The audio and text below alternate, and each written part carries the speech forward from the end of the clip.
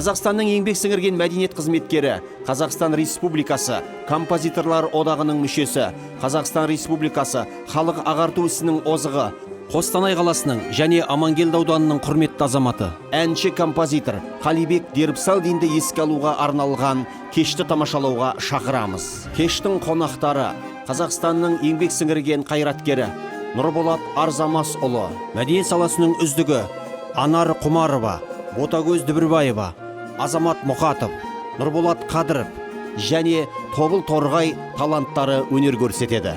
Құрметті Қостанай қаласының тұрғындары мен қонақтары, сіздерді 28 қаңтар сағат 16:00-де қалалық Мирас мәдениет сарайына шақырамыз. Келіңіздер, көріңіздер.